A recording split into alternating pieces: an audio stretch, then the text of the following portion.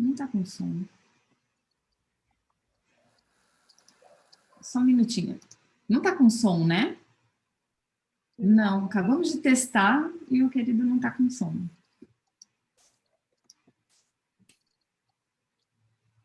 Se não tiver som, eu vou testar de novo. Eu canto, tá? Mas tá sem imagem também, então, se você colocou.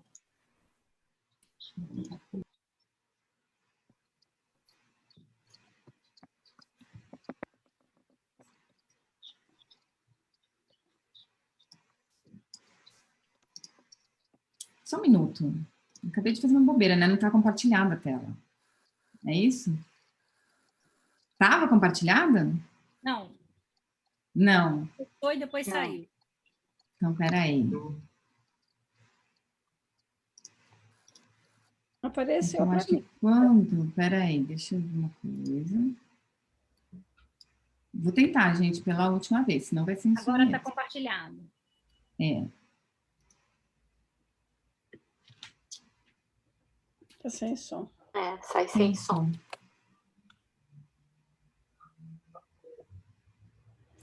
I am so sorry. O vídeo é muito bacana, a trilha é legal também. É só para vocês pegarem o mood, eu não vou deixar de passar para vocês pegarem o mood, mas a gente testou, né, Cris? Algumas vezes e tocou. Funcionando. Enfim.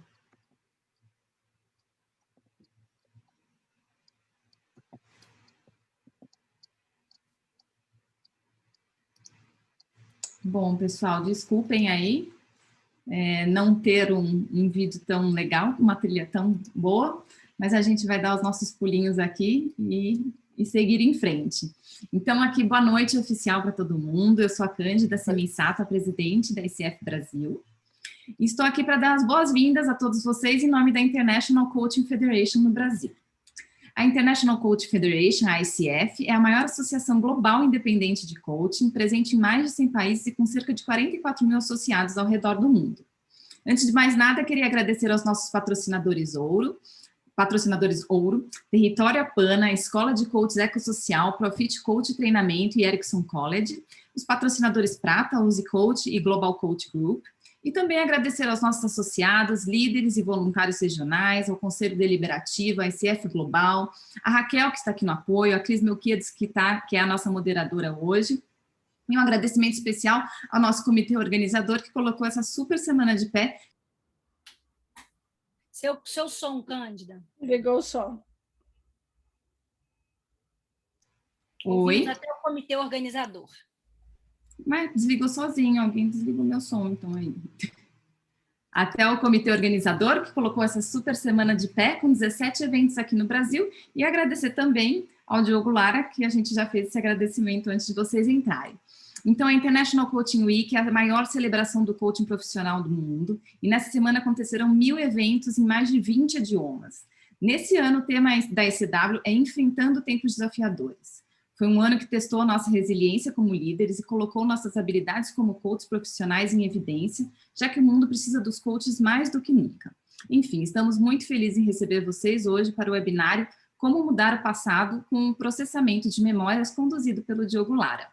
Alguns recadinhos, né? O evento está sendo gravado e serão concedidos créditos de educação continuada em Resource Development com a emissão de certificado pela ICF Global. A solicitação do envio do certificado só será possível através do preenchimento do formulário no link que será compartilhado ao final do evento. Então, vamos aguardar até o final do evento, que a gente vai colocar no chat o link para vocês preencherem o formulário, tá bom?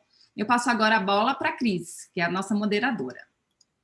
Obrigada, Cândida, pela sua abertura. A Raquel também, que está aqui conosco, dando atenção a todos vocês pelo chat.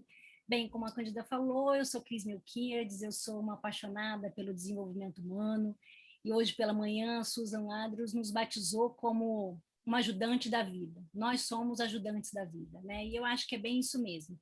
Então, aqui estou como uma voluntária da ICF para a área de comunicação e marketing. Bem, a programação da ICW, como a Cândida nos trouxe, ela está realmente incrível.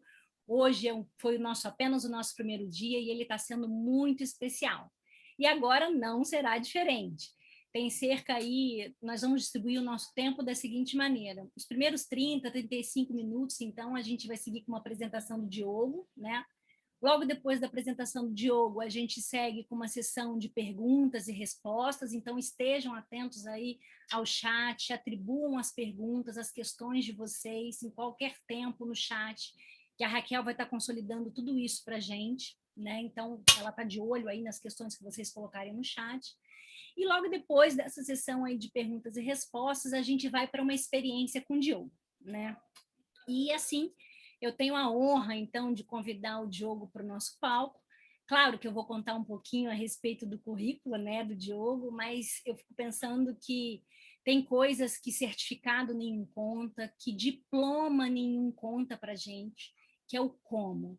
É o como o Diogo coloca o serviço dele, o conhecimento dele a serviço da sociedade, né? Então, que a gente se sinta privilegiado de poder hoje estar com ele. Eu percebo um interesse aí genuíno pela descoberta interna e evolução que o Diogo traz das pessoas, né? Então, para a gente é um presente ter essa pessoa linda conosco aqui nessa próxima hora. Nunca fomos tão capazes de mudar a nossa mente. A barreira não é mais a do conhecimento. E já faz tempo que o tempo não é mais o melhor remédio para as nossas dores. Não precisamos ser mais vítimas das circunstâncias. Não que os ganhos venham de graça, eles requerem uma boa dose de esforço, mas são altamente recompensadores para quem quiser e souber trilhar os caminhos mais eficientes.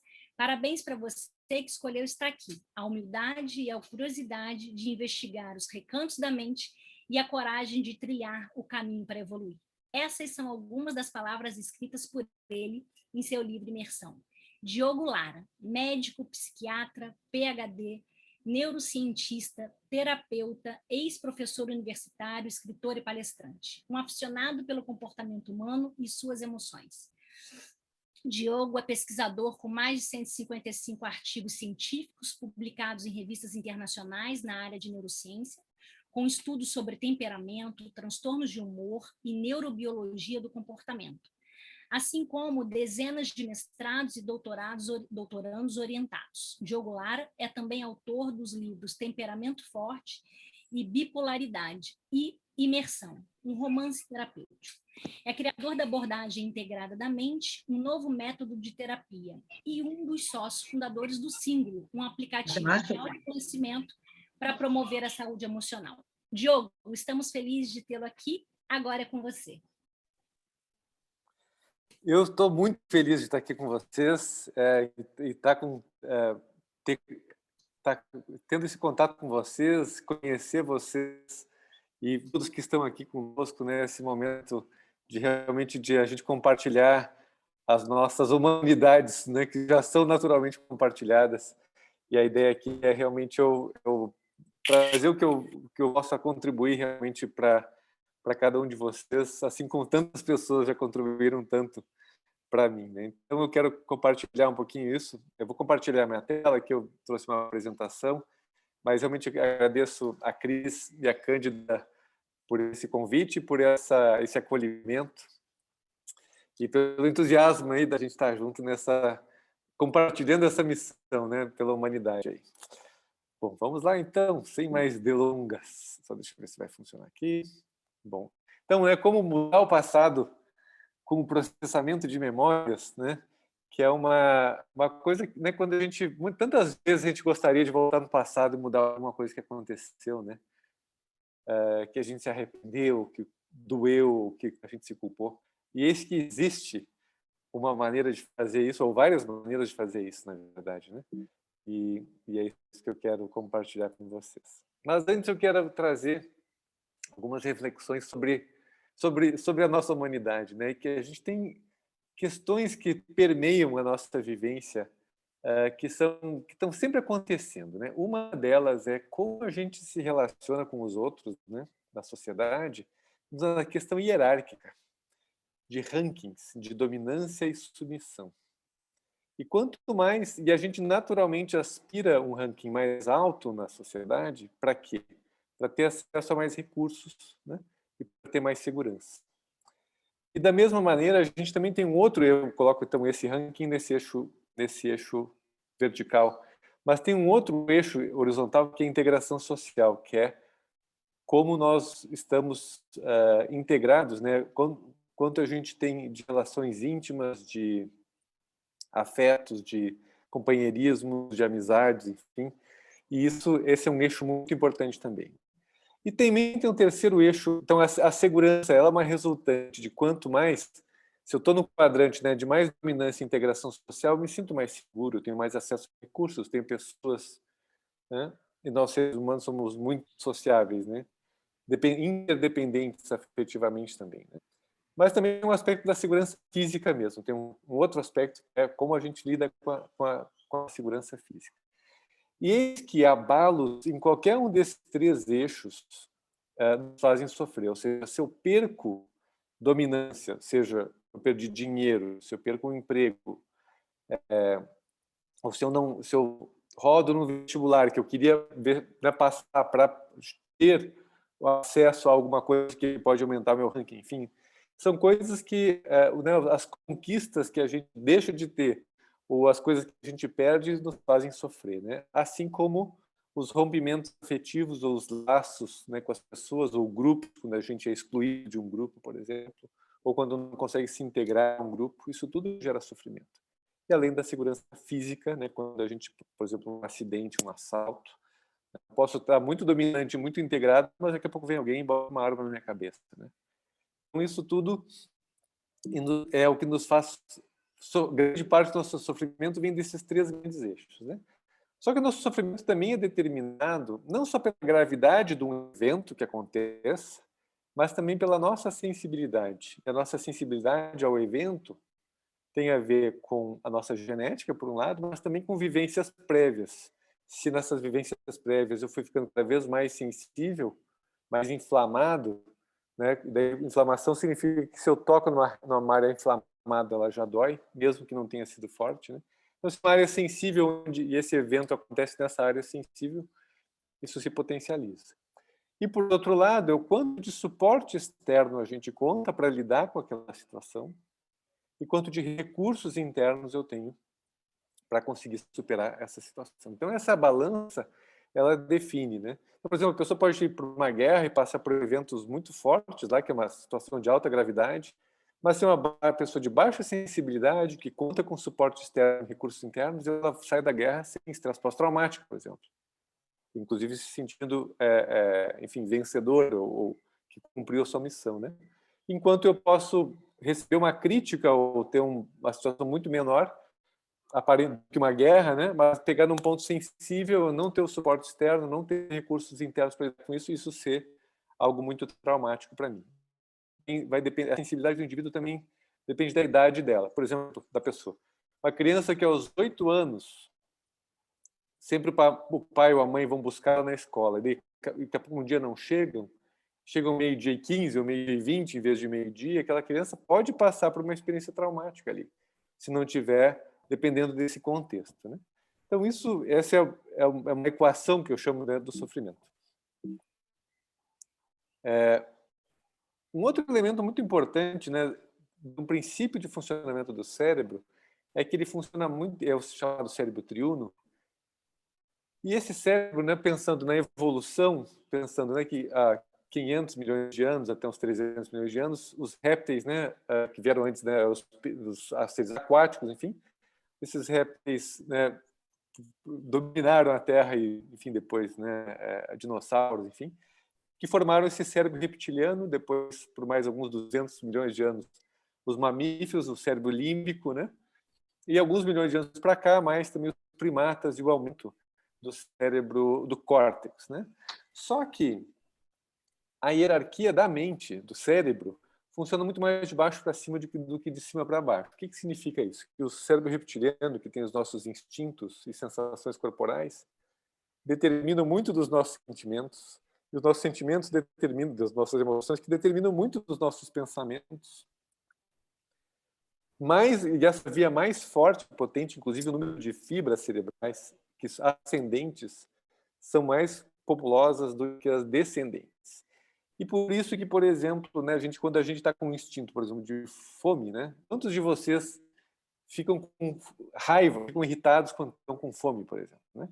Então, a fome é um instinto, né, que tem a ver com a minha sobrevivência, e eu aciono uma emoção de raiva e eu posso fazer, né, coisas um pouco grosseiras se eu tiver que sair comer alguma coisa, né? Ou eventualmente, numa situação mais forte, né, ser até violento. E lembrando, né, que a gente se alimenta de seres vivos, né, essencialmente que morrem, né? Então, a gente também, né, acaba sendo agressivo para comer, né? Então, entendendo que no fundo, esses instintos determinam muito das nossas emoções dos pensamentos. Daí a gente pode entender, por exemplo, também como uma pessoa, como é difícil, né, para quem tem compulsão alimentar, por exemplo, né, o seu pensamento, ela não consegue controlar, o controle do córtex frontal não é suficiente para controlar o seu impulso de comer. E todos nós temos algum impulso que é difícil de controlar, seja para pegar o celular 50 vezes por dia para checar o WhatsApp, né? Não é o nosso pensamento que realmente está. São sistemas mais básicos que estão operando ali. E dando um grande resumo, né, do entendimento que eu faço hoje da literatura toda de psicologia, psiquiatria, neurociências ligadas a eventos de vida, tem alguns eventos de vida que são particularmente marcantes ao longo da nossa vida e que geram memórias carregadas de peso emocional, né? Falta de atenção, apoio e carinho. E eu tenho alguns estudos, né, sugerindo que entre nós aqui, no máximo uns 20% de nós se sentiu suficientemente amado, visto e aceito como somos, no máximo. Relações instáveis e hostis na família, né, ambientes difíceis, caóticos. Situações traumáticas que a gente possa ter passado de acidentes, assaltos, doenças. Isso ao longo da vida, né, qualquer momento da vida. Mas principalmente dos 5 aos 20 anos, o abuso emocional, que é muito tóxico, é receber ofensas, humilhações, comparações, principalmente dos pais. O bullying, né, na escola, exclusões de grupos, abuso sexual. E principalmente dos 14 anos em diante, questões de desilusão amorosa, traições, abandonos, amor não correspondido. E falhas, perdas, fracassos, né, situações que a gente não conseguiu conquistar. Tudo isso vai ter um impacto na nossa autoestima, gerando insegurança, afetando a nossa personalidade, aumentando, né, a chance de desenvolver uns transtornos psiquiátricos dos mais variados tipos. E aqui a genética, ela importa onde? A genética importa muito mais no sentido de que tipo de transtorno eu vou ter do que se eu vou ter ou não um transtorno psiquiátrico. Algum peso ou um quadro somatizado, porque eu posso ter eventos assim e somatizar isso no vitiligo, por exemplo, ou numa alopecia, né, numa queda de cabelo, e não necessariamente do ponto de vista emocional. E aqui é um exemplo clínico geral, imagina, né, uma pessoa, uma mulher que tem ao longo da sua vida um evento inicial de vida de apego seguro, que a gente chama um ambiente de cuidados maternais, principalmente, não ótimos, que a criança já ficou um pouco insegura, aí já tem uma ansiedade de separação na escola, passa por bullying, comparações. E essa linha laranja é o acúmulo de sofrimento que ela vai carregando. Aí tem um término de namoro, um assalto, problemas no trabalho, dela casa, ela se sente mais apoiada, enfim, que passa por uma crise conjugal, uma separação, e daí vamos dizer que ela vai para o psiquiatra, né? E o psiquiatra vai olhar para aquele quadro e vai dizer, muitas vezes erroneamente, que essa pessoa está passando por uma depressão. Ela até pode estar passando por um quadro depressivo, mas ligado a uma série de eventos acumulados, mas também a um evento recente de separação. E se ela tomar um antidepressivo, ela vai ficar um pouco anestesiada e vai ficar algo menos sofrida essa fase, mas não vai realmente ajudá-la a superar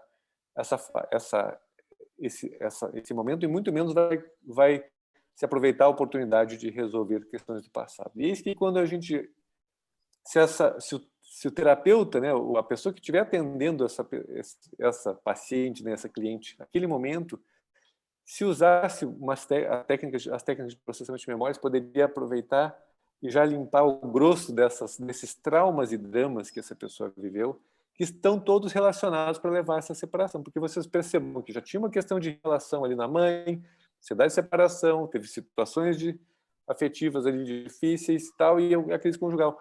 o grande tema dessa pessoa é daquele eixo da integração social, principalmente dos afetos mais próximos.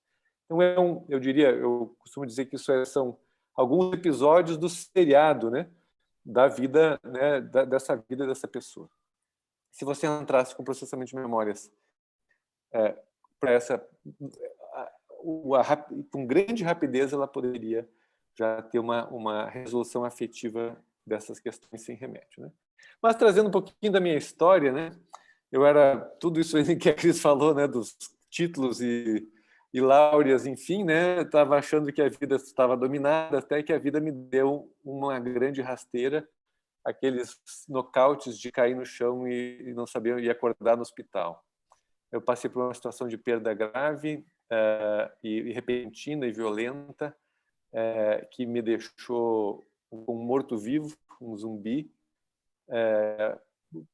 Continuei trabalhando, mas minha produtividade, que podia ser muito bem medida em relação ao número de artigos publicados, caiu 90% naquele ano, né?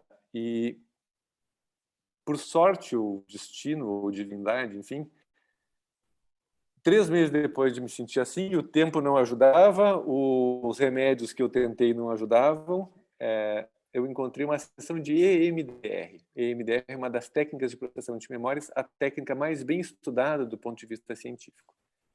Eu passei por uma sessão de umas 2 horas, que eu devo ter chorado uns 500 ml, mas uns 90 minutos desses 120 minutos, mas eu saí do fundo do poço. Em uma sessão, eu olhei, quando eu passei por aquilo, o que foi isso que eu vivi aqui? Como é que eu não sabia disso antes, né? No fim, é uma técnica que já existia desde há 20 anos, né? No Brasil, com 5, 6 anos que estava chegando. E hoje é uma das técnicas realmente mais reconhecidas da psicologia, né? Então, eu passei a ser obcecado em estudar o MDR, depois estudei outras técnicas de processamento.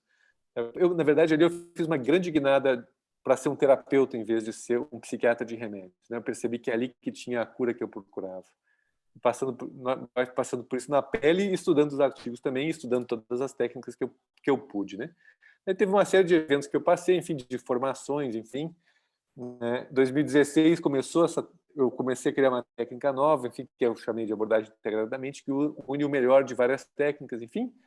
Depois de 2018 teve um momento que eu digo de nascimento da IEM, quando eu tive acesso à consciência, que é a prática que eu vou fazer no final desse encontro hoje, que também é um outro marco na minha vida, de quando eu experimentei aquela sensação, eu realmente fiquei meio chapado assim na hora e disse, que história é essa, né? Então, é algo muito simples, eu chamo isso de acesso direto à consciência, acho que vocês vão também ter um pouco dessa experiência que eu tive, né? Essa é uma das... E ali, ao acessar essa consciência, parece que tudo encontrou o seu devido lugar e as divisões entre as caixinhas desapareceram e parece que o conhecimento se integrou dentro de mim, assim. Só que isso é uma qualidade da consciência que nós todos temos. Nós estamos muito acostumados a ficar preso no pensamento compartimentalizado e cartesiano. Então, a gente vai daqui a pouco passar por uma experiência assim unificadora e de conexão profunda, sem drogas, sem psicodélicos. Eu também tive algumas experiências com psicodélicos que atualmente também estão cada vez mais em voga, que são também estratégias interessantes de crescimento pessoal, desenvolvimento. Mas, enfim, né? Então, seguindo aqui, então o que eu quero trazer é realmente essa ideia de que é possível mudar o passado com o processamento de memórias. E a neurociências, em 2000, num artigo publicado na Nature, mostrou isso em ratos, o quanto era possível isso, num protocolo muito bem elaborado, que era possível nós mudarmos as memórias que já estavam estocadas. Tá? O que acontece? Quando a gente passa por uma experiência traumática, um assalto, digamos assim, a gente tem uma reação física e emocional, de congelamento, ou de pavor, enfim, paralisia, ou de fuga, ou de luta, né? Isso cria uma memória, né? E essa memória a gente chama de que ela é consolidada, ou seja, ela é aprendida e assimilada. Então, ela fica armazenada, daí ela fecha essa memória, a gente fica com ela acumulada dentro do nosso HD, né? E por algum gatilho ela pode ser evocada. e ela fica ativa de novo, ela vem para a tela de novo, certo? Nossa tela mental. E a gente, ao evocar essa memória, a gente reabre, né, também as reações físicas e emocionais. E quando a gente está com essa memória aberta, ali tem uma janela de oportunidade de atualizar, de update esse conteúdo dessa memória. Esta fase de entre a memória que é reaberta e ela é assimilada de novo, a gente chama de reconsolidação. Então, o paradigma do neurociências que explica o efeito dessas técnicas que eu vou falar se chama o paradigma de reconsolidação de memórias, que é diferente do paradigma clássico chamado de extinção de memórias, onde as memórias vão se apagando gradualmente. Aqui a gente muda essa memória radicalmente, totalmente, assim como se eu pegar essa apresentação aqui que está no meu PowerPoint, eu apagar e botar outra coisa em cima, mudou completamente. É assim que a gente pode fazer. Só que para isso, preciso estar com o arquivo aberto, certo? Daí tem vários passos assim que do ponto de vista de protocolo que a gente faz, que a gente identifica e abre uma memória, depois tem uma sequência de apagamento, de dessensibilização, e depois a gente verifica se essa memória realmente perdeu, já não está mais com aquele conteúdo carregado do ponto de vista de emoções, né? E essas terapias baseadas em reconsolidação de memórias, elas realmente têm uma capacidade de restauração, porque elas seguem, elas tiram proveito, elas exploram a característica natural do cérebro de funcionar de cima para baixo, como eu mostrei para vocês antes, acessando o corpo, o sistema nervoso autônomo, o tronco cerebral, o sistema límbico, o lado direito do cérebro, que é mais emocional e mais abstrato, para depois chegar lá do lado esquerdo. Então, a gente vai realmente corrigindo as coisas, todo restaurando de cima para baixo, olhando para as causas do problema, procurando cirurgicamente mexer nessas causas. E o efeito é que os sintomas cessam rapidamente e completamente. É doído em um certo momento, uma fase inicial, mas porque você está acessando essa dor, mas logo depois você vira essa chave. Eles não tendem a voltar, ou seja, o que curou foi embora, o passado que fica no passado, e além disso a gente tem um sentimento de integração, de unidade do self, de preenchimento, de expansão. E nesse paradigma aqui, os sintomas são entendidos como funcionamento normal do que se chama de memórias implícitas, as memórias que estão abaixo da nossa consciência normal. Então a gente não está aqui olhando, a gente entende daí o corpo como que a mente não dá ponto sem nó. Então nosso trabalho de terapeutas é desenosar os nós que aconteceram, mas não é uma visão do paradigma de que a doença está quebrado e a gente tem que tratar como doença. São reações e estratégias do nosso organismo de se adaptar. Esse aqui é o gráfico de um estudo mostrando, por exemplo, o MDR para estresse pós-traumático comparado com uma outra terapia. Aqui é uma score de estresse pós-traumático, por exemplo, com 6 sessões, as pessoas reduzem metade dos seus sintomas, quase todo mundo perde o diagnóstico de estresse pós-traumático e de depressão que vai embora junto, né? Isso, no caso, feito por pessoas que tinham treinamento de 2 dias em EMDR, ou seja, não estamos falando de terapeutas de altíssima experiência. E nem estava usando o MDR é bárbaro, foi onde eu iniciei isso, mas não é, para mim, a melhor terapia de processamento de memórias, mas é a mais bem estudada cientificamente. Aqui um outro estudo mostrando também que, quando inclui EMDR, um protocolo de grupo, as pessoas com depressão nessa trilha, nesse quadradinho ali com EMDR, tem uma resposta muito maior do que, por exemplo, treinamentos de assertividade. Então, realmente tem bastante. E vejam, o tratamento, né, aconteceu, foram 4 sessões só, nessa primeira parte ali, depois 6, 12 semanas depois os efeitos se mantêm. Então, agora eu vou falar um pouquinho mais da AIM, que é o que eu chamo da cirurgia da mente. Eu gosto muito de usar essa metáfora, e aí é uma coisa interessante, porque a gente parte do princípio que os nossos problemas emocionais são problemas, digamos, de tratamento clínico. E o que eu estou querendo sugerir é que nossos nossos problemas emocionais, ou nossas questões de personalidade, enfim, podem ser tratados do ponto de vista uma estratégia cirúrgica. Então, o que a gente faz? Né? A gente olha para a história de uma pessoa em busca das causas dos seus problemas, né? Eu digo a caixa preta, né? Que tem a ver, né? A gente tem que levar em conta também o temperamento da pessoa, olhar para as adversidades ao longo da vida dela, né? Que afetaram segurança, os vínculos, queda de ranking, enfim, né? E olhar o impacto disso e o curso, né? Que isso aconteceu na vida dela, de bloqueios, de dificuldades comportamentais, de transtornos, né? Então, a gente busca identificar memórias potencialmente causais, ou seja, o que pode ter acontecido na vida dessa pessoa que deu esses nós, né? E a gente vai, daí, processar essas memórias. Eis que, se o meu sintoma, o meu problema atual está atrelado a uma situação, a um nó do passado, e eu desfaço esse nó, o meu problema do presente desaparece. E é simples assim, porque o presente está reverberando o passado não processado dentro de nós. É isso que eu entendo hoje como a grande causa das nossos dilemas, conflitos, sejam eles quais forem. Vem da nossa história, estão escondidos na nossa história. E esse olhar de detetive, depois de cirurgião, é o que faz realmente diferença. Então, a gente olha a biografia das pessoas, né?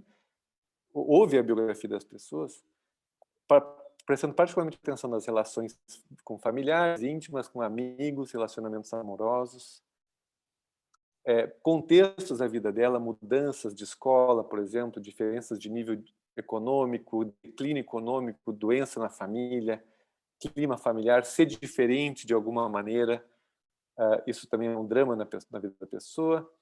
Traumas pontuais, né, ou questões mais fortes, abuso sexual, assaltos, tragédias, acidentes, perdas, humilhações, separações, traições. A gente mapeia isso. E o fato é que dá para... quanto tempo será que leva para fazer uma investigação desses eventos? Né? Leva 5 minutos. 9, se quiserem. O que eu quero dizer com isso?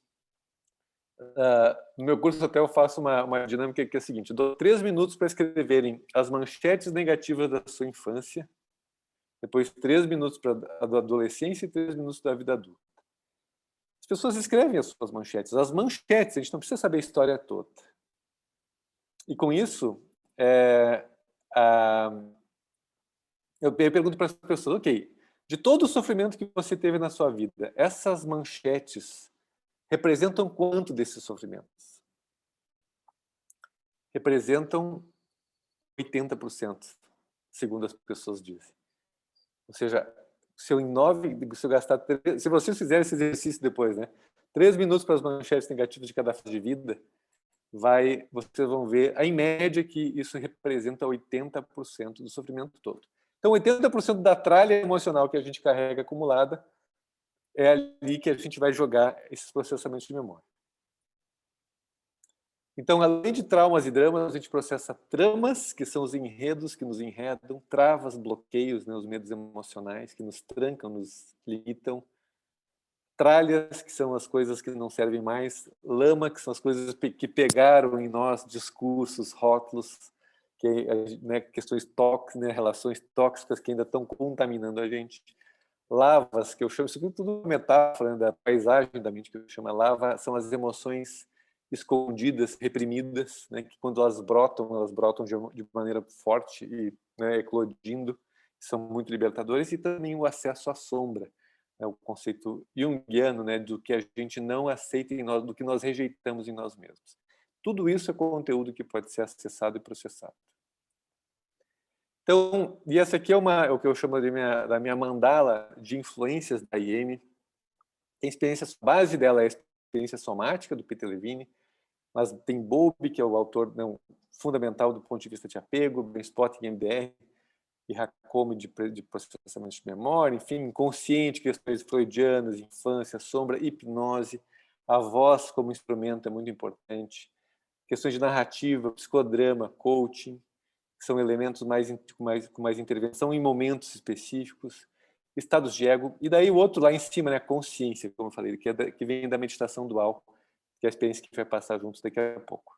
Questões de crenças, biografia, eu não estou conseguindo chegar aqui porque eu estou com os vídeos aqui, enfim, tudo que vocês estão vendo aqui a mais, né, de transpessoal, tanto, enfim, tem uma série de Gestalt, enfim, são cada uma dessas escolas de autoconhecimento, de alguma maneira foram o que fazia sentido delas foram sendo integradas dentro da abordagem integradamente. Mas aqui eu vou trazer alguns princípios que eu acho que importantes, que norteiam esse tipo de trabalho. Um é do William Faulkner: o passado não morreu, nem passado é.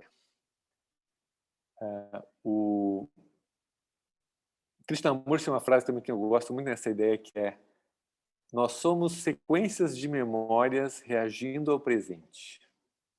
Eu acho uma frase também que fala muito, né? E o Jung, né, até o inconsciente ser conscientizado, porque essas memórias ficam em grande parte no território das memórias implícitas, ou seja, inconscientes. Ele vai direcionar a sua vida e você vai chamar de destino. Joseph Campbell, né, Campbell, da Jornada do Herói, né, um grande mitólogo, né, a caverna que você teme entrar, guarda o tesouro que você procura. Uma metáfora menos poética, né, que a mente é o software do corpo, do organismo como um todo, não é o software só do sistema nervoso central. Ela organiza todo, é o sistema de informação do nosso organismo como um todo, e por isso problemas do software vão repercutir também no nosso corpo somático. E darwinianamente, se a gente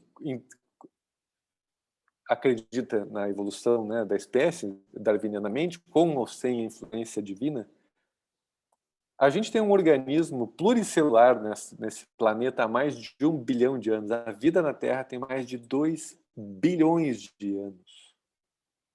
E o que a gente acessa na IEM, no processamento de memória, são recursos habilitados dentro de nós que têm mais de 2 bilhões de anos.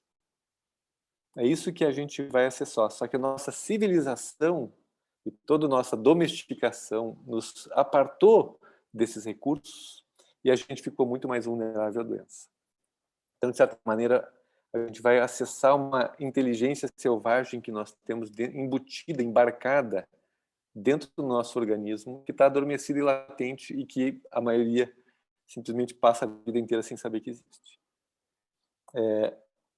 Um outro conceito também, essencialmente junguiano, é que sintomas são substitutos, e do Fritz Perls, também da Gestalt, sintomas são substitutos de sofrimentos legítimos, não reconhecidos, processados e assimilados e integrados. Portanto, no momento em que eu vou e consigo fazer a cirurgia, o processamento e a liberação desses sofrimentos, o sintoma desaparece, o sofrimento desaparece. E a postura do terapeuta, nesse contexto com o cliente ou com o seu paciente, é de profundo não julgamento, profunda compaixão. E o estado do terapeuta impacta o estado do cliente, e essa compaixão e não julgamento do terapeuta faz com que ele possa acessar as questões mais difíceis para ele acessar, que de outra maneira ele não acessaria. Então, nessa frase, somente quando há compaixão, as pessoas se permitem enxergar a verdade. E ser visto realmente de maneira compassiva e sem julgamento. E como é que a gente se faz, então, essa restauração da saúde, né? Precisa sair do ego. O ego é a nossa caixinha que nos deixa presos, né? Por um lado seguros, por outro lado apartados de toda essa sabedoria que existe no nosso corpo, que está guardado nos nossos movimentos, nos nossos reflexos, nos sentidos, nas sensações do nosso corpo. O sistema emocional, que é um sistema de adaptação, as nossas emoções funcionam para a nossa adaptação. Toda a parte do cérebro direito, que é da criatividade, simbólico, mais insights de abstração, a força da alma, que tem a ver com algo superior, né, que guarda um sentido maior, e a consciência, que é o grande mestre. Todos esses a gente acessa durante uma sessão de processamento de memórias, dando férias para o pensar, fazer, controlar. A gente deixa ele um pouquinho de folga enquanto se faz essa cirurgia. E aqui um panorama de uma sessão típica de IEM, mas bem típica, mas que a gente, em pouco tempo, a gente vai chegar nos pontos que podem ser processados, nos suspeitos, nos eventos suspeitos, e daí vai mergulhar. Esse mergulho para o território das memórias implícitas, que é uma condução da técnica que se faz, e esse mergulho vai realmente depurando, limpando, liberando o conteúdo que vai passando uma espécie de filme na sua cabeça junto. Você vai vivenciando e vai ter um grande movimento emocional até que naturalmente positivo e você encontra um espaço que você não sabia que existia. E ele é um espaço de profunda libertação, expansão e integração. Tem um princípio, né, que a gente primeiro precisa lavar para depois perfumar. Não adianta querer positivar antes do tempo. A positivação é o caminho natural de quando a gente mergulha e encontra a dor e resolve ela. Eu chamo disso bater no fundo da piscina. Se você mergulha numa piscina que tem 4 metros de profundidade, se você vai até o fundo e bota o pé lá, você volta rápido. Se você vai lá com 3 metros e tenta subir, parece que tem realmente um caminhão de água em cima de você. No fim, tem o que eu chamo de a cereja do bolo, que é algo realmente é essa sensação de uma profundo alívio, profunda conexão, muitas vezes até uma experiência espiritual. E finalizando, né, a IEM não é só processar memórias, não é só deixar tirar isso que estava acumulado e deixar o passado no passado, mas é também uma mudança à medida que vai se fazendo mais sessões e os tipos de sessões, você vai mudando o seu sistema operacional todo de modos mais que vão... Os aspectos que são ainda disfuncionais vão ficando cada vez mais funcionais. No sentido de enfrentar os conteúdos, né, de enfrentar e não fugir, não se defender, processar, admitir, se responsabilizar, criar, simbolizar, sublimar. Confiar em vez de controlar, se abrir emocionalmente, aceitar e integrar, ser capaz de buscar apoio externo, que é uma questão que muitos de nós estamos presos numa ideia de autossuficiência e de ser vulnerável. E, para quem quiser saber mais e vivenciar mais, né, dessas experiências, tem o livro Imersão, que a Cris comentou, né, que é um romance terapêutico, que eu conto né, de um retiro terapêutico sobre isso, sobre essa grande revolução da psicologia e do autoconhecimento. O meu Insta tem algumas lives também com relatos de pessoas que passaram por processamento. Tem uma live, aliás, muito interessante para curas físicas. Tem alguns relatos realmente difíceis de acreditar, mas está lá as pessoas, inclusive médicos, dizendo de questões que já tinham procurado tudo que é tipo de problema, solução, né, para o seu problema, e foi lá na IEM que fizeram. A Conhecer-me, que é o site que tem a formação, e tem o retiro. Eu faço alguns retiros virtuais também. E o Sim, o aplicativo de terapia guiada, que também tem técnicas de processamento de memórias, 2 delas principalmente chamadas Janelas da Alma e PrEP. Quando você estiver lá no Sim encontrar essas técnicas, elas são técnicas de processamento de memórias. Era isso que eu tinha para apresentar para vocês, e estou aberto a perguntas. Só deixa eu me achar aqui. Bom, Diogo, é sempre um prazer enorme te ouvir. Algumas perguntas chegaram por aqui. Vamos lá, então. Com a Dalê Pupim. A primeira questão é: essas terapias também são aplicáveis aos casos de traumas que são esquecidos a nível de consciência? Sim, aí que é o território do que eu chamei ali de memórias implícitas, né? Ali, do ponto de vista técnico, realmente a gente vai precisar, digamos assim, abrir umas brechas das defesas, porque as nossas defesas psicológicas, elas são capazes, né, de botar de tampar, né, de botar um tapete em cima e a gente não ter acesso àquelas emoções, ou aquele conteúdo, né?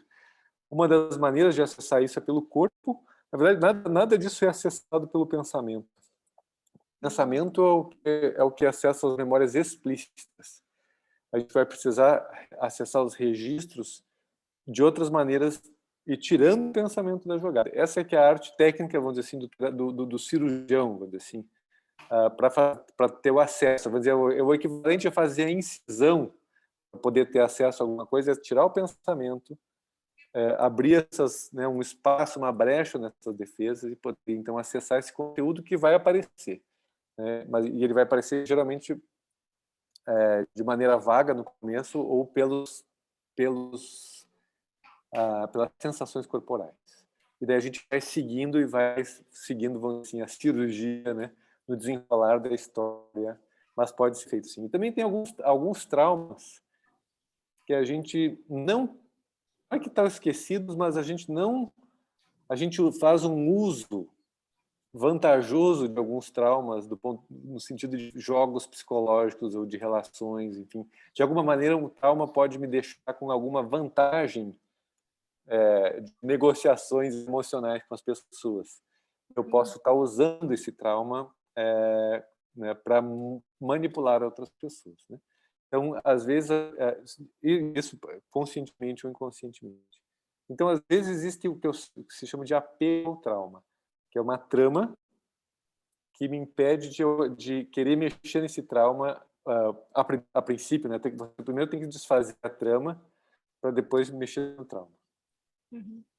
Ô, Diogo, bem, te ouvindo falar, e para nós, né, como coaches, isso mostra a importância da gente estar observando o corpo, né, as sensações, o que o corpo também nos conta, né?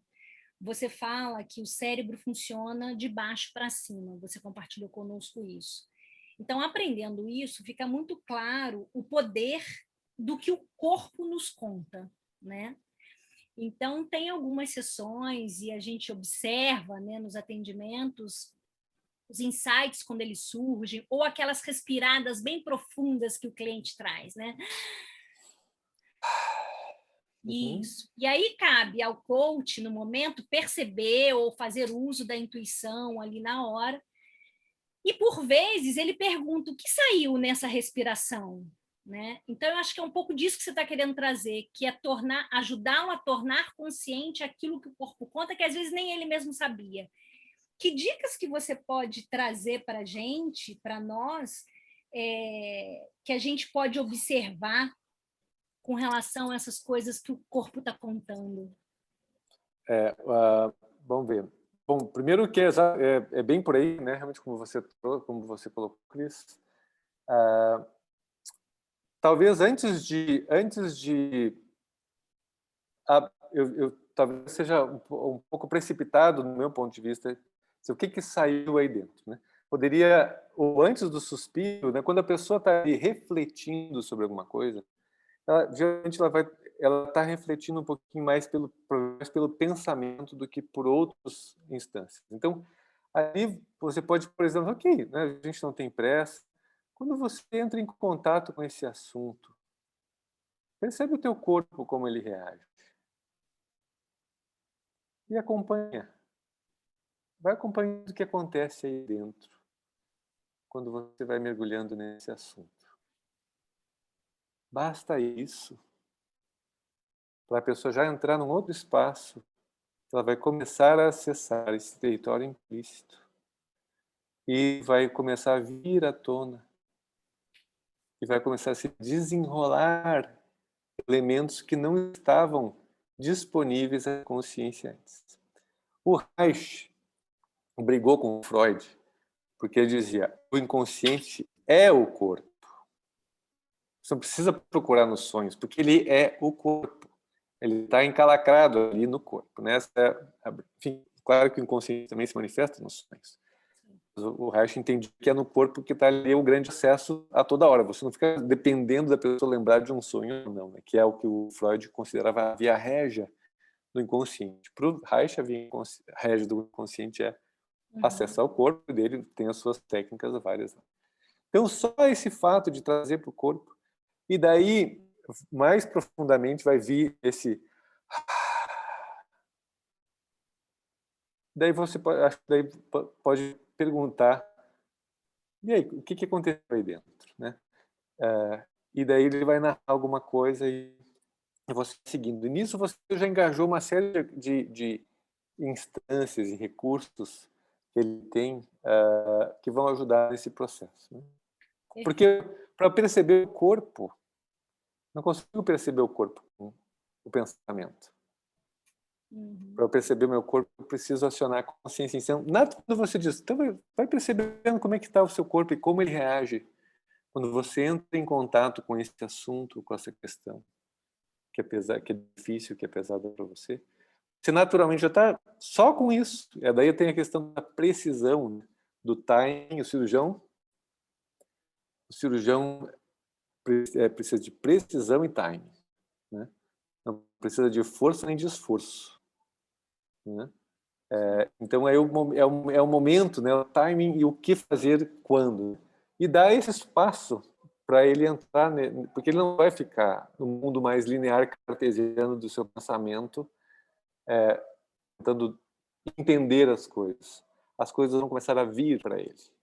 Essa é a grande diferença entre a consciência e o pensamento. O pensamento, a gente diz, eu acho tal coisa, tu pensa tal coisa, pensei tal coisa, cheguei à conclusão de tal coisa. Na consciência, a gente... me veio tal coisa.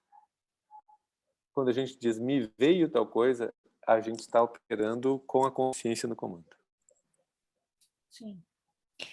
Outra pergunta também da Lê aqui. Gente, eu estou ficando meio azul, meio fantasma, mas vamos segurar comigo fantasminha assim mesmo, melhor do que eu tentar sair disso agora, tá? Em termos de conexões neurais, sinapses, como essas terapias atuam? Como essa mudança é promovida em algumas poucas sessões e promove mudanças em conexões neurais, que muitas vezes são tão repetidas e tão fortes? A Lê Pupim perguntou também. Oi, Ale Pupim. Pois então, essa é uma grande pergunta que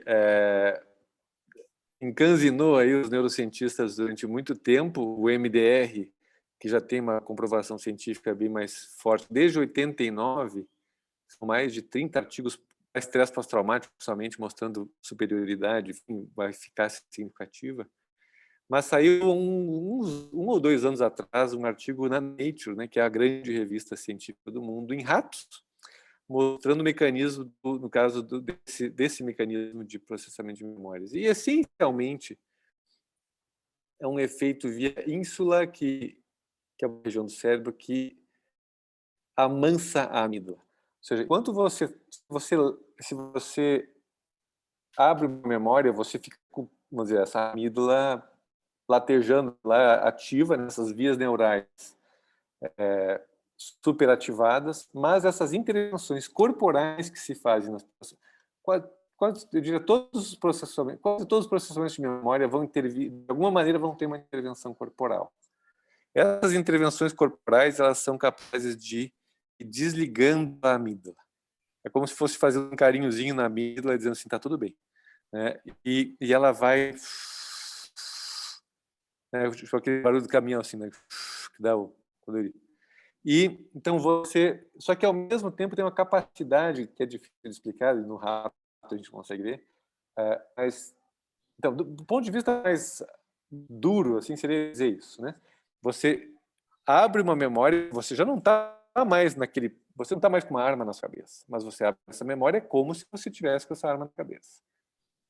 Mas ao fazer essas intervenções, você desliga a reação corporal e quem dá significado ou peso dramático para aquela história ali é a sensação corporal e a emoção, que vem da amígdala, da região, nas regiões de ponte e bulbo, enfim.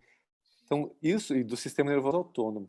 Então, o sistema nervoso autônomo, que, por exemplo, está no simpático, ativado, né, ele vai acalmando e dá espaço para o sistema nervoso parasimpático. Daqui a pouco a pessoa começa a relaxar e bocejar, enquanto ainda está com a memória, por exemplo, de que eu estou com uma arma na cabeça. Mas o que acontece daí eu realmente mais pela experiência só que pode ser vivido isso, é que quando no momento em que você tira esse sinal de perigo reptiliano e no límbico, o córtex vai abrindo outras histórias, ele vai abrindo outros caminhos.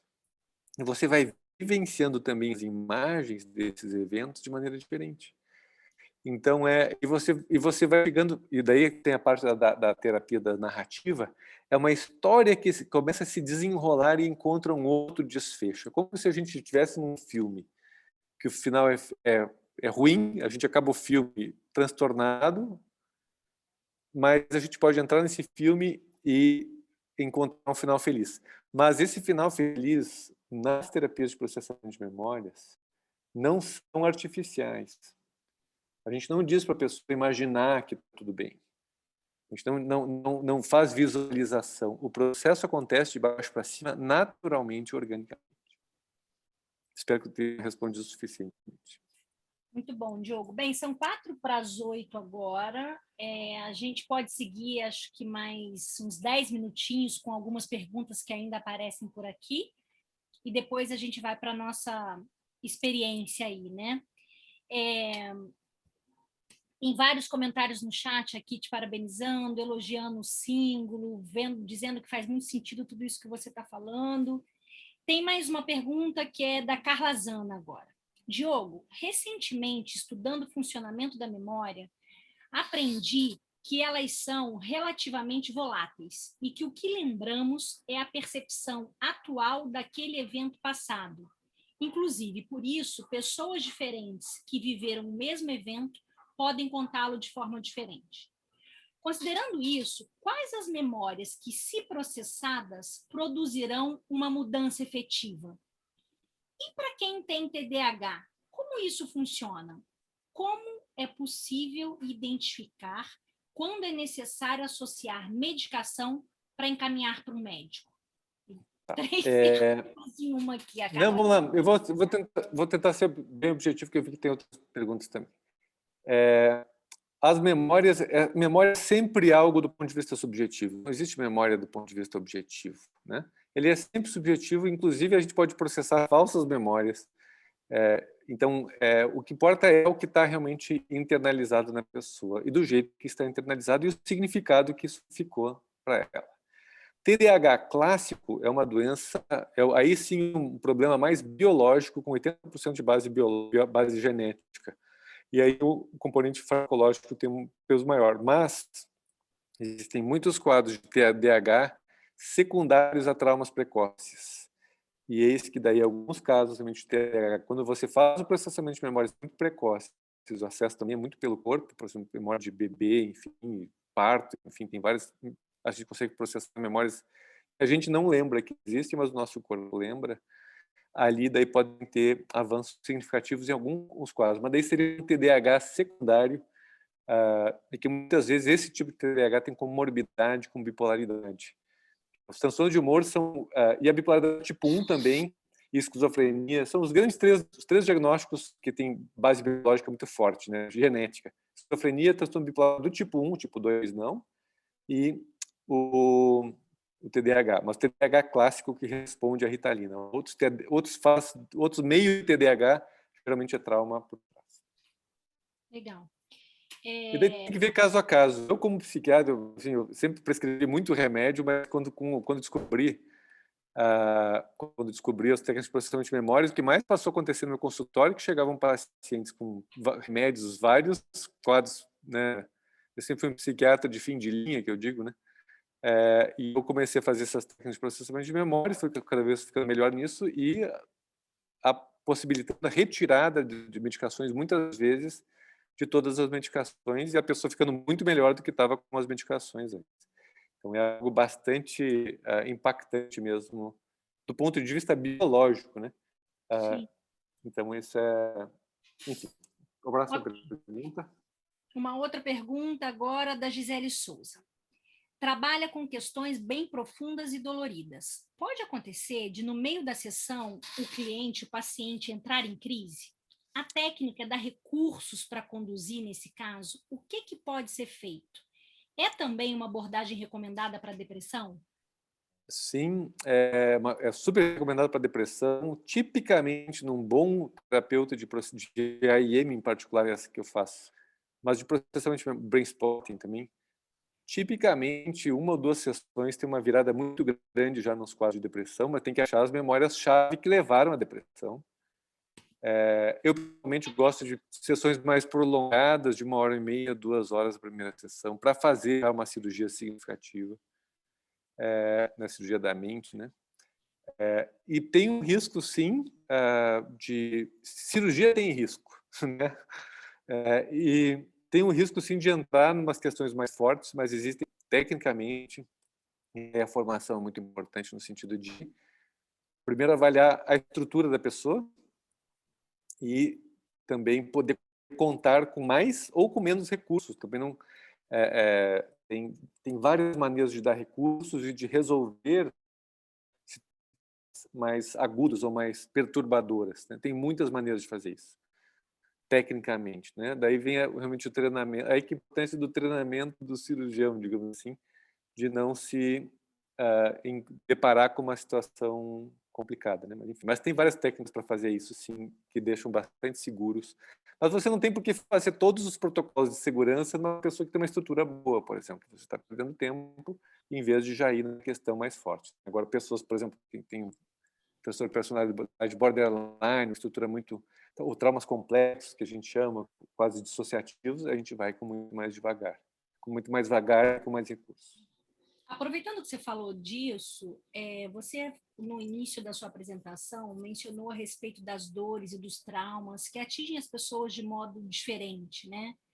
E aí você falou que isso vai variar muito do repertório que a pessoa traz, no sentido do quanto que ele apresenta de suporte externo e recursos internos. O que você pode falar para a gente nesse sentido de suporte externo e recursos internos? Suporte externo é realmente ter alguém junto da gente, né? Se eu passo por um trauma e estou sozinho, a chance de eu ter um transtorno de quadro mais grave é muito maior do que se eu tenho alguém que me abraça, por exemplo, né, e que fica comigo e diz, eu estou aqui contigo. E tem alguns estudos mostrando isso. Basta ter alguém que você, né, esteja, um cachorro, pode ser, né, que dá a sensação de que eu não estou desamparado sozinho. E se for uma pessoa, né, que realmente tiver conexão com a gente, ou mais pessoas, né, ou daqui a pouco, né, uma equipe de atendimento médico, o que for, né, quanto mais recursos externos. Mas daí também tem um detalhe que eu preciso me abrir para receber ajuda. Uhum. Que é não ficar preso na armadilha da autossuficiência e eu poder, enfim, e pedir ajuda, né? Melhor ainda, né? Ou seja, se eu preciso de ajuda, eu conto com alguém para pedir ajuda. Recursos internos tem muitas coisas que a gente, por exemplo, o próprio, se eu sou uma pessoa, por exemplo, que faço meditação, tenho acesso ao meu corpo, que tenho mais espaço às minhas emoções, que tenho um trabalho psicoterapêutico, que sei técnicas que eu possa me ajudar, que eu tenho o símbolo na mão, entende? Algo que eu possa, né, já contar, e, né, se eu tenho um trabalho de autoconhecimento maior, eu vou ter mais recursos, se eu tenho uma espiritualidade, se eu conto com Deus, né? Então, o recurso interno pode ser orar. Né? Eu estou aqui com Deus, não vai me deixar sozinho. Pronto, não estou sozinho, estou pedindo ajuda a Deus e estou recebendo. Entende? Recursos internos é todos esses aspectos que... E, enfim, né, quanto mais a gente vai se trabalhando, mais vai aumentando a nossa resiliência. Né? São grande parte, assim, os elementos que aumentam a nossa resiliência. Perfeito. Eu vou fazer mais umas 2 ou 3 e aí a gente segue para a próxima etapa. Excelente a palestra. A Elza traz. Você citou o termo integração algumas vezes. Seu trabalho passa pelas descobertas do Dr. Daniel Siegel? Tem vários aspectos em comum. Sim, vários aspectos em comum, porque a gente bebe de fontes muito semelhantes também.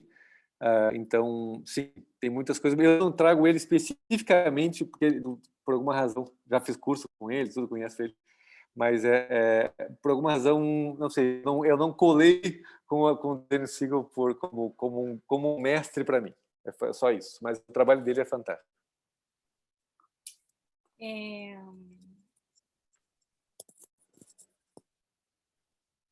Disse muito da característica epigenética do autismo. O que você acha? O epigenético é o grande lance de quase tudo, né? Leila Nunes.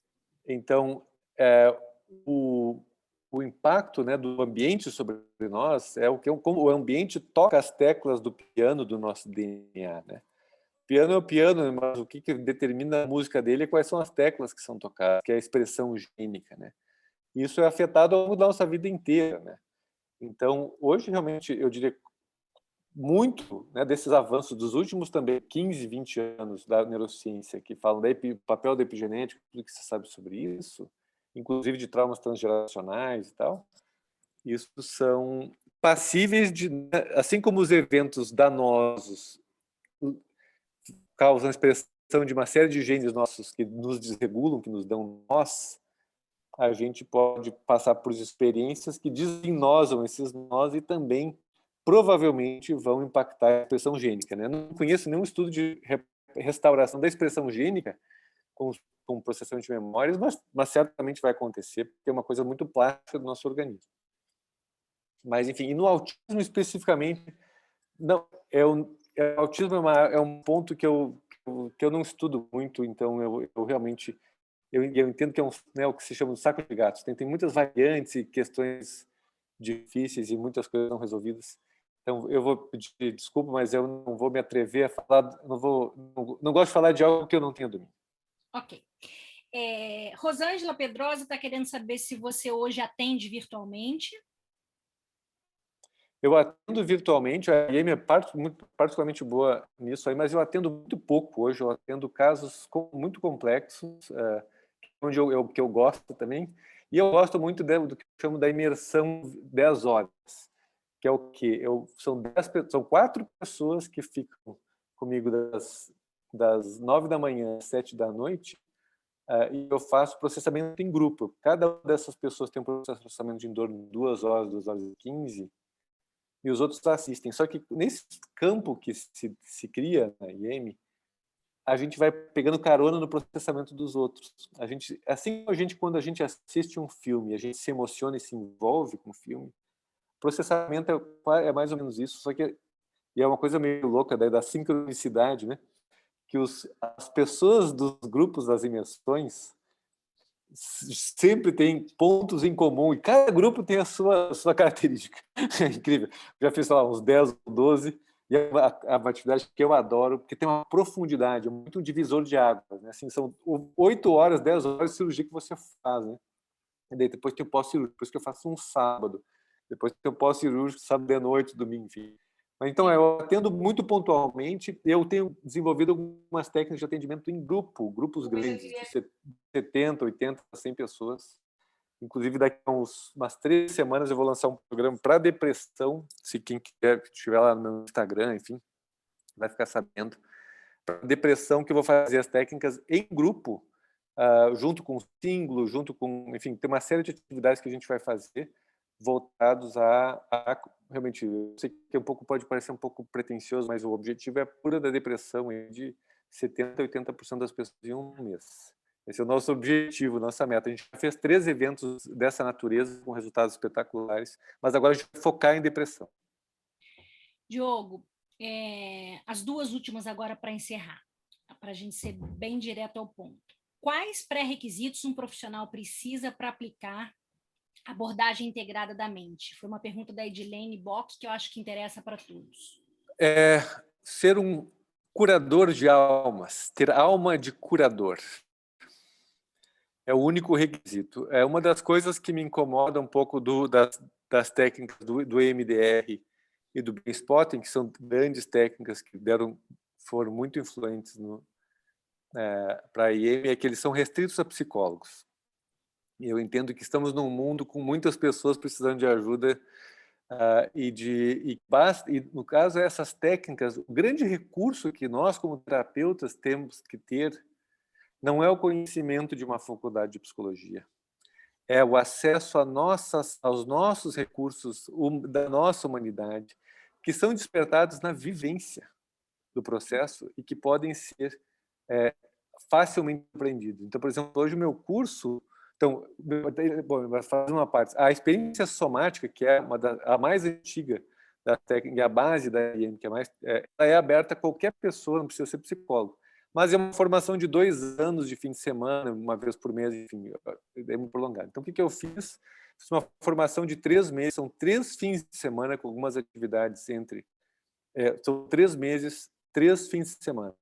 Você, no primeiro fim de semana, aprende processamento básico de trauma e drama, no segundo vai ser tramas, que são questões mais sutis, depois sombra e malhas. Essencialmente é isso.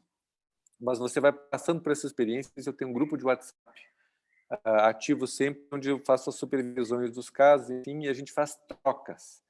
A gente bota uma pessoa atender o outro várias vezes, porque é essa vivência que vai fazer a grande diferença para você como terapeuta. Então, mas eu não abro, o meu curso ele não é aberto para todas as pessoas. Ele é aberto para pessoas que cuidam de pessoas, incluindo coaches, né? Tem vários coaches que fazem a formação e colocam, inclusive, no seu programa. Então, né, eu tenho 10 sessões, 12 sessões e 2 ou 3 sessões de processamento de memória, quando não entra, né, organicamente já na sessão. Mas mais importante até do que isso, tem algo quando você faz esse processo, e a gente vai fazer o acesso à consciência daqui a alguns minutos, algo muda no nosso lugar de terapeuta quando a gente passa por esse processo, né? Então, mesmo nas sessões de coaching, por exemplo, que você não está aplicando a abordagem integralmente, você está com outro ouvido, uma outra percepção, uma outra ressonância com o que está acontecendo ali. Então, ele é aberto para todos os profissionais que cuidam de outras pessoas, fisioterapeuta, enfermeira, assistente social, psicólogos, médicos não psiquiatras, enfim, todas as pessoas que cuidam de pessoas. Eventualmente, inclusive, abro até para alguém que, tipo, gestão de pessoas em empresas. Já teve algumas pessoas que fizeram o curso, eram psicólogas não clínicas, mas não estavam acostumadas a atender, mas fizeram. Aí é bem aquela situação, quando chega alguém com uma crise na empresa por alguma coisa, elas vão lá e atendem com a IEM na hora, então resolvem o problema na hora. É muito incrível, assim, as oportunidades que tem. Essa ideia da IEM, ela precisa ser, para mim, difundida, divulgada e não fechada. Então é isso aí. E as informações todo do curso tem na conhecer.me ou no diogolara.com.br. Essa turma, vai começar uma turma agora, esse fim de semana, mas já fechou aí um mês atrás. São 30 vagas eu não abro mais do que isso aí, para manter realmente a qualidade da formação. Eu conhecer pessoa por pessoa nesses 3 meses e garantir que cada uma está realmente saindo super bem formada. Não tem provinha no final, mas todo mundo vai ter que passar pelas provações, né? E em agosto começa uma turma nova. Eu estou numa missão difícil aqui, né? Eu sou a zeladora desse horário, dessa agenda, junto com a Cândida e com a Raquel. Tem perguntas muito boas. Eu peço desculpa para a Gisele Souza, mas eu não vou conseguir colocar sua pergunta aqui para o Diogo. Adorei o termo curador de almas, isso abre espaço para todos nós. Hoje, na abertura da ICW, nós tivemos uma apresentação com a Catherine, e ela trouxe que nós precisávamos ampliar a nossa visão a respeito do coach, que nós temos que investir cada vez mais em nós como coaches, que o coach tem se fortalecido muito no processo de aprendizado e tem sido visto como solução de ferramentas ágeis. Então, acho que fica aí, né, uma vez sendo curadores de alma, o espaço para todo mundo conhecer e se aprofundar um pouco mais nisso. Antes da gente ir para a experiência, que é o nosso próximo passo agora, e precisamos vivenciar um pouco disso com o Diogo, é um presente para todos nós, eu vou chamar a Cândida para ela trazer o nosso protocolo de fechamento, porque depois que a gente experimentar com o Diogo, acho que a gente não vai querer ouvir nem ver mais nada, né, Cândida? Então, é isso aí. A ideia é já passar os recadinhos da missa agora, né, Cris? Para depois a gente só vai evaporar, a gente só desaparece aqui. Mas então, muitíssimo obrigada, Diogo. Obrigado, Cris, Raquel e todos os participantes. A gente teve, Diogo, acho que 165 pessoas, tá? Nos assistindo hoje. Fechamos, então, o dia de ICW com chave de ouro. E quem quiser garantir o certificado de participação tem que preencher o formulário que a Raquel vai colocar agora no chat. E para acessar os eventos, amanhã nós temos mais 4 eventos, fora os outros da semana toda, né? Mas amanhã vocês acessam o Instagram da ICF Brasil, @icf.brasil, e se inscreva, tá? Esperamos vocês lá. E agora eu já chego de recadinhos, porque eu também quero fazer essa prática aí com o Diogo. Vamos lá, Diogo, agora é com você. Muito bem, aproveitei para responder ali a Gisele também, chat. Vamos lá, eu vou compartilhar o meu áudio com vocês, eu vou botar uma musiquinha. E a ideia é a gente Então, passar por uma experiência de acesso direto à consciência, como eu comentei ainda com vocês, que foi algo que me expandiu para um espaço que eu não sabia, que eu, na verdade, eu já sabia que esse espaço existia um pouquinho usando as vivências de brain spotting, né? Mas de processamento de memórias, mas realmente foi para uma outra dimensão, né? Então, vou colocar um pouquinho de uma música aqui para nós, devagarinho, baixinho. E convido a encontrar uma posição de conforto na sua cadeira, ou quiser, fique à vontade.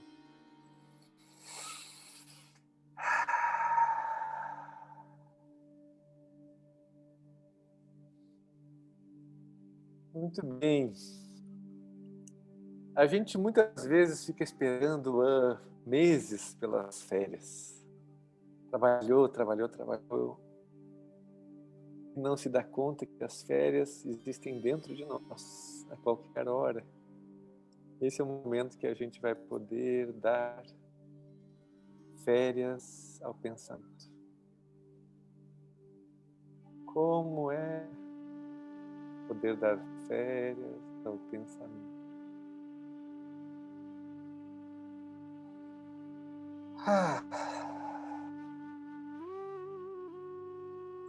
Não há nada a fazer. Não há nada a controlar.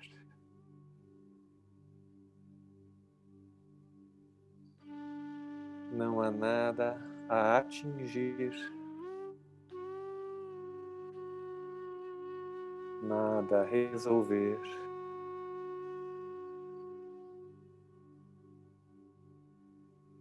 Nada a decidir.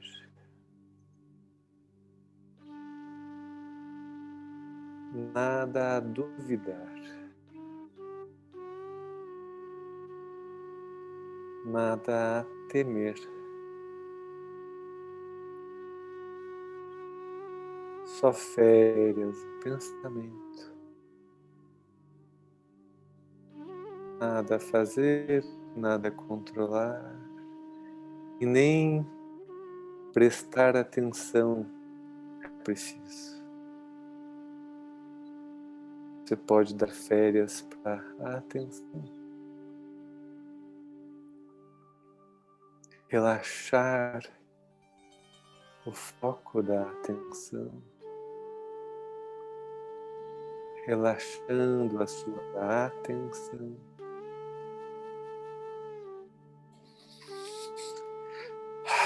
Relaxe a sua atenção.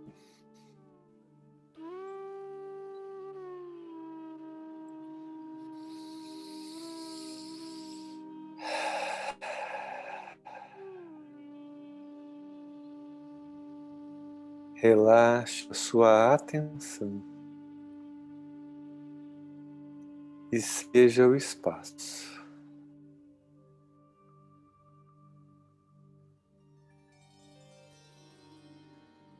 Seja o espaço.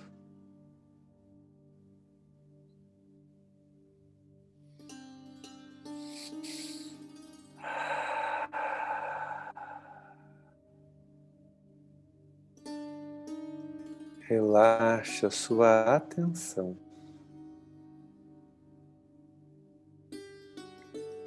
Seja o espaço e perceba o seu corpo.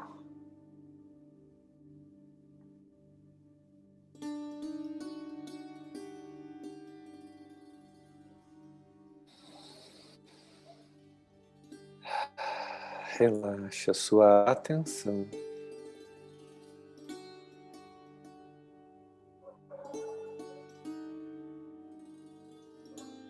Seja o espaço e perceba o seu corpo ao mesmo tempo.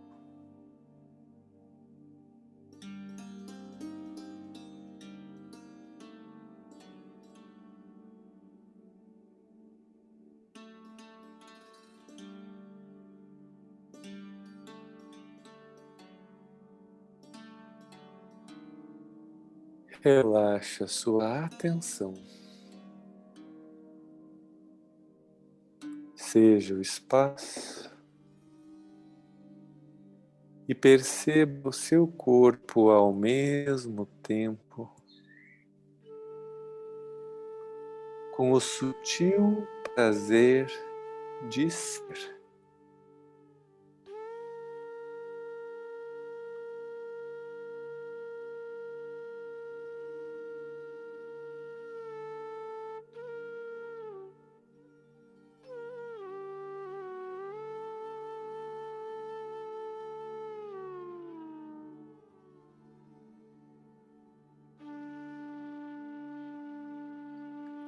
Relaxe a sua atenção, seja o espaço e perceba o seu corpo ao mesmo tempo, com o sutil prazer de ser consciência.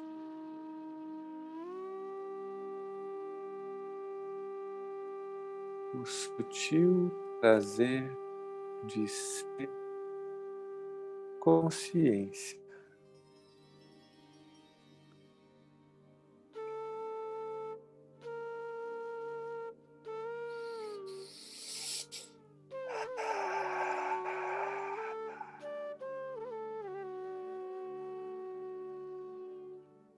Relaxe a sua atenção, seja o espaço e perceba o seu corpo ao mesmo tempo com o sutil prazer de ser consciência, em conexão com o coração.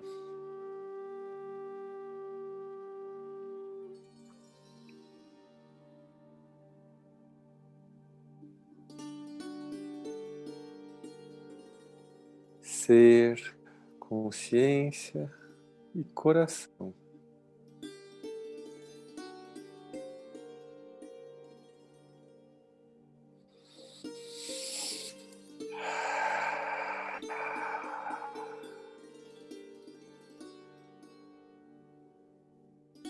Sendo o universo.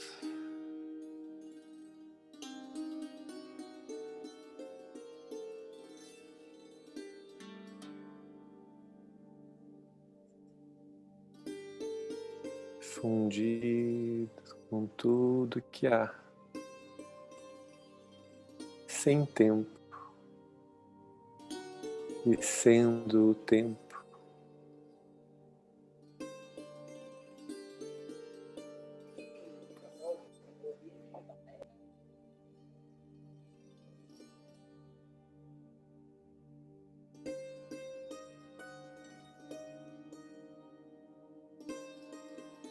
Quem é você sem a sua história?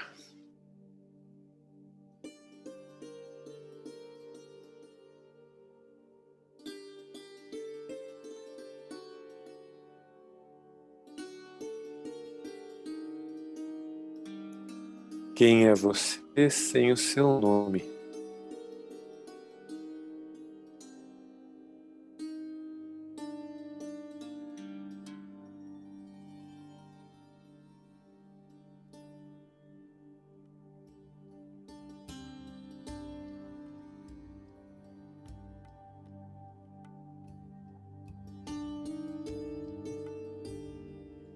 Quem é você sem o seu currículo, sem os seus diplomas, sem o seu conhecimento?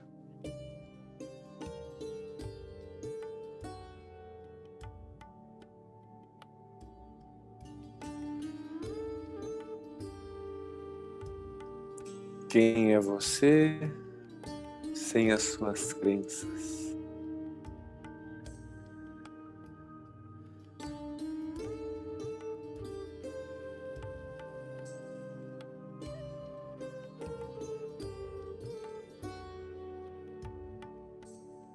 Quem é você sem as palavras?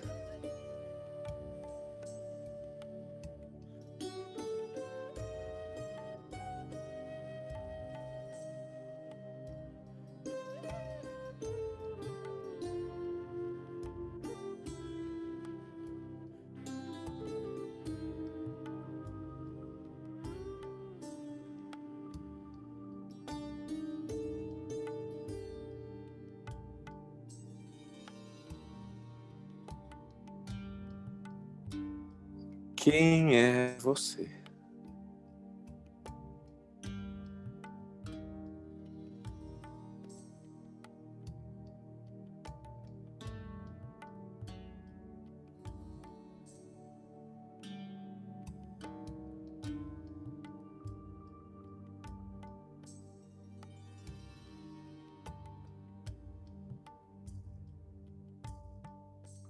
Perceba a qualidade do ser que você é, que sabe sem nunca ter aprendido.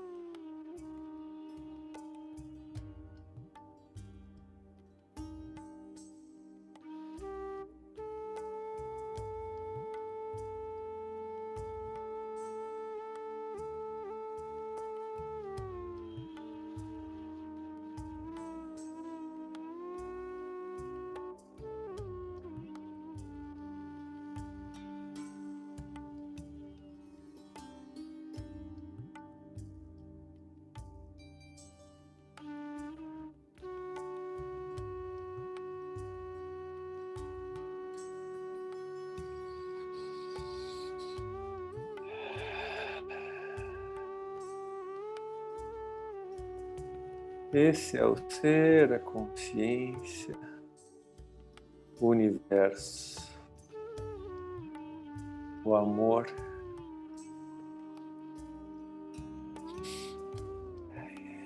Perceba para onde foram os julgamentos.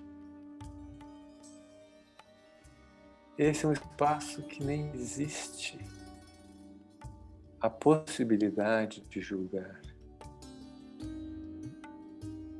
É um espaço que está além das mazelas do ego. E é o maestro da nossa vida. E que rege a todos nós de uma consciência que é compartilhada entre nós.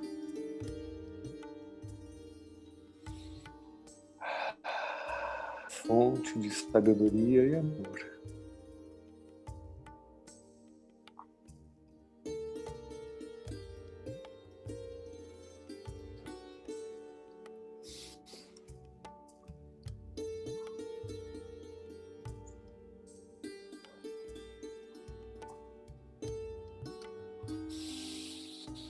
E cada um ao seu tempo.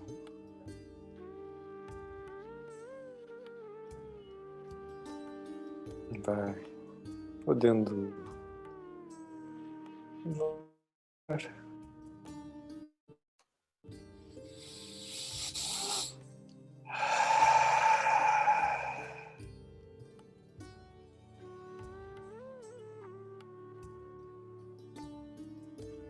E pedir para a consciência trazer uma só palavra que represente a qualidade dessa experiência, desse espaço. E quem quiser, sempre essa. A palavra que vier, pode compartilhar no bate-papo, no chat.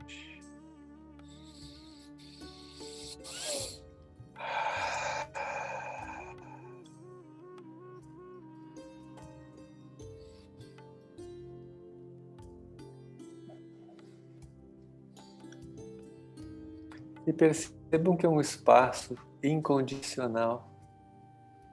Não importa o que passaram, nós passamos hoje ou anos atrás, a gente tem acesso a esse espaço a qualquer hora, de amor, de luz, essência, paz, alegria, silêncio, viagem, presença, leveza, tranquilidade, conexão, energia, gratidão, compartilhamento, completamento, movimento, liberdade. E é isso. Quero agradecer a entrega de vocês, a confiança. Para mim, uma grande honra ter estado com vocês e a gente poder ter compartilhado alguns momentos juntos aqui.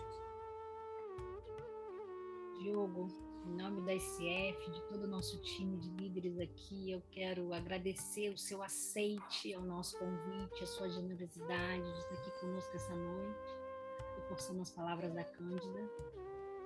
E sair e levar um pouquinho para o mundo dessa paz interior. Apertou e ressaltou aqui para nós. Gratidão. Um grande beijo para todos. Cândida, Cris, muito obrigado. Foi uma delícia, Raquel. Foi uma delícia estar com vocês aqui.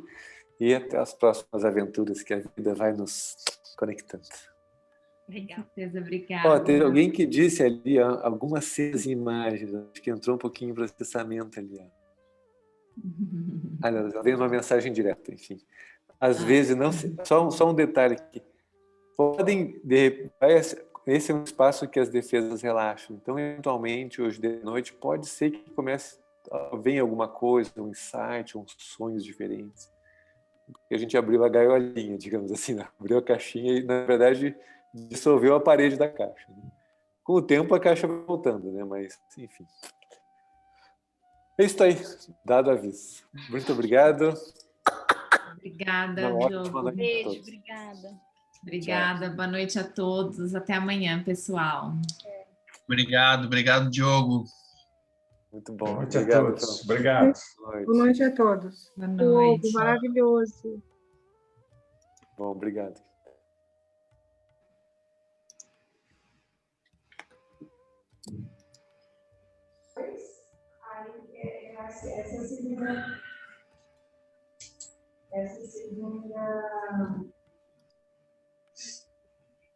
A primeira foi o que acho que é a primeira fase, né?